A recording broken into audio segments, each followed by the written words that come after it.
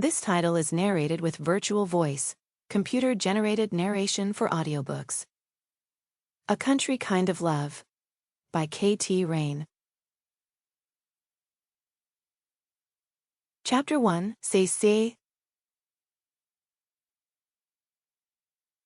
Take the next left, Cody commanded, pointing for emphasis, his tone making it clear just how much the 10-year-old relished calling the shots.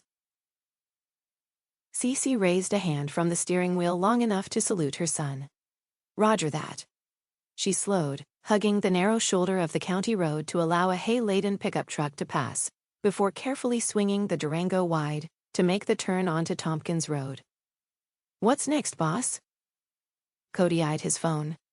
Stay on Tompkins for half a mile, then take a left onto Snowberry Lane. Then our destination will be on the right.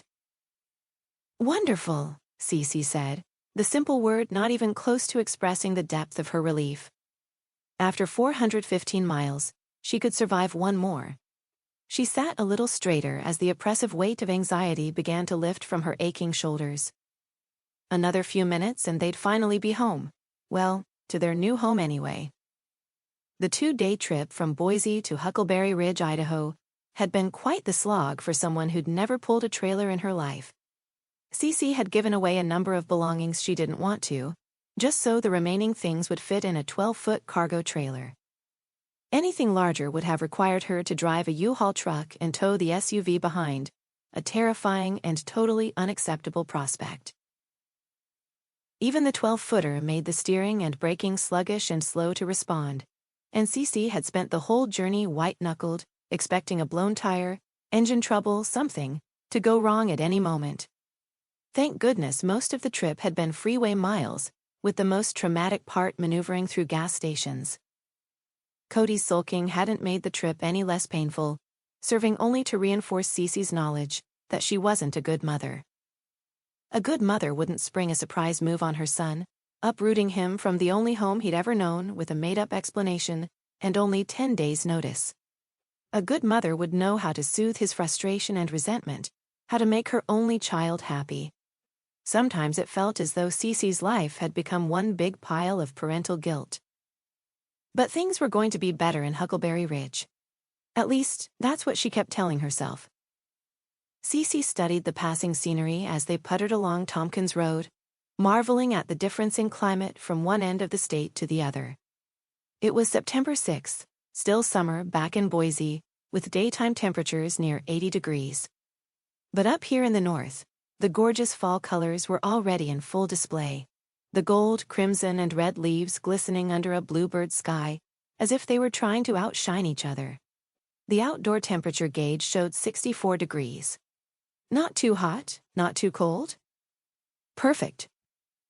The internet described Huckleberry Ridge as a friendly, safe, rural community of 10,000, surrounded by the Kootenai National Forest and crisscrossed with endless hiking and biking trails. A sportsman's and outdoor lover's paradise. No question about the rural part. The town was surrounded by gently mounded hills full of pine and aspen, with steeper, heavily forested peaks behind. Small pastures dotted with grazing cattle, deep, wide ditches full of wildflowers, lots of 4-wheel drives and 2-lane roads. A Walmart, Target, and Best Buy, interspersed with lots of little mom and pops. She was starting to believe the friendly part as well. 2 people had waved as they rolled through the main street in town. The first time Cece figured it must be a fluke, the person mistaking them for someone else. Then it happened again a block later. She'd been too surprised to wave back. Not that Boise was unfriendly, but in a city of 250,000 people, well, strangers didn't generally wave. And as for the community's claim to safety, well, Casey could only pray that part was true too. This is Snowberry, Cody announced a moment later, gesturing left. Turn, what are snowberries anyway? Cece didn't answer for a moment, her focus on driving. The side roads around Huckleberry Ridge were definitely narrower than she was used to, most with little to no shoulder and fairly steep drop-offs. All she needed was to turn the trailer over the last quarter mile of their journey.